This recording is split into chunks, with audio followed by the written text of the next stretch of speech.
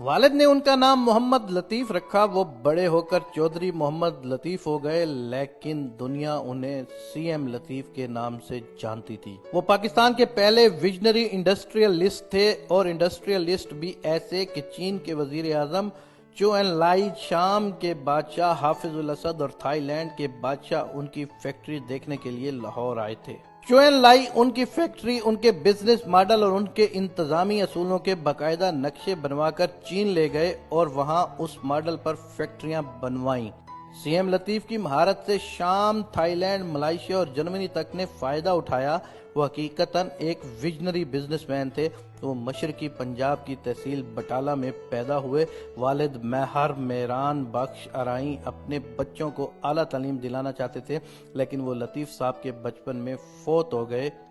لطیف صاحب نے والد کی خواہش کے مطابق اعلیٰ تعلیم حاصل کی۔ یہ 1930 میں مکینیکل انجینئر بنے اور تعلیم مکمل کرنے کے بعد انہوں نے 2 کمروں اور 1 برآمدے میں اپنی پہلی مل لگائی۔ یہ صابن بناتے تھے۔ ان کے چھوٹے بھائی محمد صدیق چودھری بھی ان کے ساتھ تھے۔ صدیق صاحب نے بعد از نیوی جوائن کی اور یہ قیام پاکستان کے بعد 1953 سے 1959 تک پاکستان نیوی کے پہلے مسلمان اور مقامی کمانڈر ان چیف رہے۔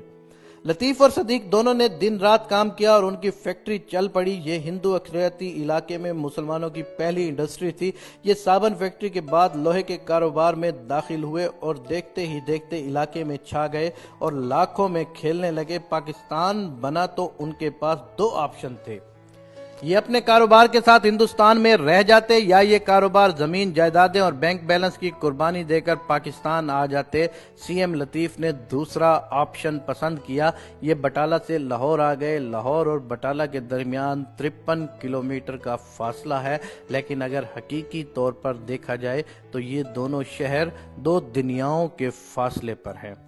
آزادی نے سی ایم لطیف کا سب کچھ لے لیا۔ یہ بٹالہ سے خالی ہاتھ نکلے اور خالی ہاتھ لاہور پہنچے۔ بٹالہ میں ان کی فیکٹریوں کا کیا سٹیٹس تھا، آپ اس کا اندازہ صرف اس حقیقت سے لگا لیجئے کہ ہندوؤں اور سکھوں نے ان کی ملوں پر قبضہ کیا، کاروبار کو آگے بڑھایا، اور آج بٹالہ لوہے میں بھارتی پنجاب کا سب سے بڑا صنعتی زون ہے۔ سی ایم لطیف بہرحال پاکستان آئے اور 1947 میں نئے سرے سے کاروبار شروع کر دیا۔ انہوں نے لاہور میں بٹالہ انجینئرنگ کمپنی کے نام سے ادارہ بنایا۔ یہ ادارہ آنے والے دنوں میں بیکو کے نام سے مشہور ہو گیا۔ بیکو نے پاکستان میں صنعت کاری کی بنیاد رکھی۔ لوگ زراعت سے صنعت کی طرف منتقل ہوئے اور ملک میں دھڑا دھڑ فیکٹریاں لگنے لگ گئیں۔ سی ایم لطیف نے ملک میں بے شمار نئی چیزیں متعارف کرائیں۔ یہ سائیکل سے لے کر جہازوں کے پرزے تک بناتے تھے۔ بیکو گروپ یورپ سے لے کر چین اور جاپان تک مشہور تھا۔ جاپان اور چین کی حکومتیں اپنے لوگوں کو ٹریننگ کے لیے بیکو بھیجتی تھیں۔ 1971 میں پاکستان ٹوٹ گیا اور ذوالفقار علی بھٹو موجودہ پاکستان کے صدر بن گئے۔ بھٹو نے 1972 میں ملک کے تمام صنعتی گروپ کو میا لیے۔ یوں صدر کے ایک حکم سے ملک بھر کے تمام بڑے صنعت کار فٹ پاتھ پر آ گئے۔ آپ تصور کیجئے ایک شخص جس نے 1932 میں بٹالہ میں کام شروع کیا اور جب وہاں سیٹھ بنا تو اس کا سارا اثاثہ آزادی نے لوٹ لیا۔ وہ لٹا پٹا پاکستان آیا، اس نے دوبارہ کام شروع کیا، ایک ایک اینٹ رکھ کر ایسی عمارت کھڑی کی کہ جسے دیکھنے کے لیے دنیا کے ان ممالک کے حکمران آتے تھے جنہیں مستقبل میں اکنامک پاورز بننا تھا۔ لیکن پھر ایک رات اس کا سارا اثاثہ اس ملک نے چھین لیا جس کے لیے اس نے 1947 میں اپنا سب کچھ قربان کر دیا تھا۔ آپ تصور کیجئے اس شخص کی ذہنی صورتحال کیا ہوگی۔ سی ایم لطیف حوصلہ ہار گئے۔ وہ پاکستان سے نقل مکانی کر گئے۔ وہ جرمنی گئے اور جرمنی کے ایک چھوٹے سے گاؤں میں زندگی گزار دی۔ انہوں نے دوبارہ کوئی کمپنی بنائی، کوئی کاروبار کیا اور نہ ہی کوئی فیکٹری لگائی۔ وہ طویل العمر تھے۔ ان کا انتقال 2004 میں 97 سال کی عمر میں ہوا۔ وہ باقی زندگی صرف باغبانی کرتے رہے۔ ان کا کہنا تھا کہ دنیا کا کوئی شخص مجھ سے پودے اور پھول نہیں چھین سکتا۔ افضل رحمان لکھتے ہیں، اس المیہ کا میں عینی شاہد ہوں۔ میرے سامنے فلیٹیز ہوٹل میں ڈاکٹر مبشر حسن نے سنتوں کو قومیائی کا اعلان کیا۔ اگلے روز مال روڈ پر واقع بیکو کے صدر دفتر میں سی ایم لطیف کی جگہ ڈائریکٹر انڈسٹریز پنجاب بیٹھا سگار پی رہا تھا۔ میں نے ریڈیو کے لیے انٹرویو کیا تو موصوف نے گول مول جواب دیے کیونکہ اس کو کچھ پتہ تک نہیں تھا۔ بیکو کیا کچھ مینوفیکچر کرتا ہے یہ اس کے بارے میں بالکل لا علم تھا۔ اس کے بعد کشمیر روڈ پر واقع سی ایم لطیف کے بنگلے پر گیا اور اندر پیغام بھیجا، مگر انہوں نے ملنے سے انکار کر دیا، پھر درخواست کی مگر نہیں مانے۔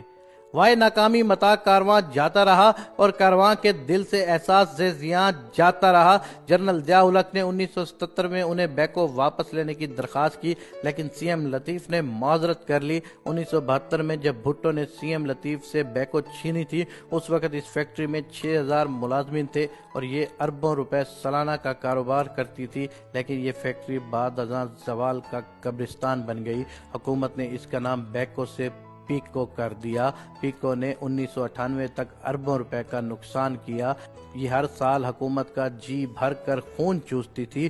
بیکو بادامی باغ کے پسماندہ علاقے میں تھی، اس کی وجہ سے یہ علاقہ کبھی پاکستانی صنعت کا لالا زار ہوتا تھا اور دنیا بھر سے آنے والے سربراہان نے مملکت کو پاکستان کی ترقی دکھانے کے لیے خصوصی طور پر بادامی باغ لایا جاتا تھا، لیکن حکومت کی ایک غلط پالیسی اور ہماری سماجی نفسیات میں موجود حسد اور خودکشی کے جذبے نے اس لالا زار کو صنعت کا قبرستان بنا دیا اور لوگ نہ صرف بیکو کی اینٹیں تک اکھاڑ کر لے گئے بلکہ انہوں نے بنیادوں اور چھتوں کا سریا تک نکال کر بیچ دیا، اور یوں پاکستان کا سب سے بڑا ویژنری صنعت کار اور ملک کی وہ صنعت جس نے جاپان اور چین کو صنعت کاری کا درس دیا تھا، وہ تاریخ کا سیاہ باب بن کر رہ گئی تھی۔ آج حالت یہ ہے کہ وہ لوگ جن کے لیڈر پاکستان سے صنعت کاری کے نقشے حاصل کرتے تھے، وہ لوگ سی ایم لطیف کے ملک کو بلڈوزر سے لے کر ٹریکٹر اور ٹوٹی سے لے کر ہتھوڑی تک بیچتے ہیں، اور سی ایم لطیف کی قوم یہ سارا سامان خرید کر پاک چین دوستی زندہ باد کے نعرے لگاتی ہے۔ ہم کیا لوگ ہیں؟ ہم 1972 میں ملک کو کاروبار اور صنعت کا قبرستان بنانے والوں کی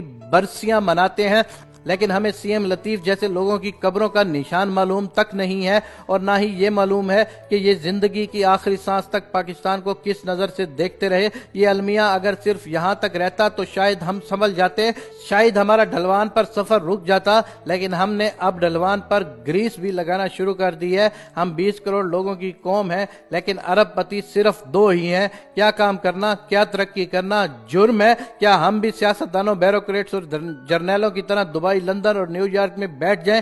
کیا ہم بھی ایان علی بن جائیں؟ کیا ہم بھی اپنا پیسہ لیں اور ملک سے روانہ ہو جائیں؟ ہم اس ملک میں کام کرنے والے لوگوں کو سی ایم لطیف کی طرح دوسرے ملکوں میں کیوں دیکھنا چاہتے ہیں؟ مجھے اکثر اوقات محسوس ہوتا ہے ہم اس ملک میں کام کرنے والے اور ترقی کرنے والوں کو پسند نہیں کرتے۔ وہ لوگ جو ریاست کے داماد بن کر پوری زندگی گزار دیتے ہیں وہ ہمارا ہیرو ہوتے ہیں، اور جو لوگ ملک بھر کے پیاسوں کے لیے کنویں کھودتے ہیں، ہم جب تک سی ایم لطیف کی طرح انہیں کنویں میں نہ پھینک دیں ہمیں اس وقت تک تسلی نہیں ہوتی۔ ہم محسنوں کو ذلیل کرنے والے لوگ ہیں۔ ملک بچانے والوں کو بخشا اور نہ ہی ملک سنوارنے والوں کو بخشا، ہم نے صرف ملک توڑنے والوں کو سلام کیا۔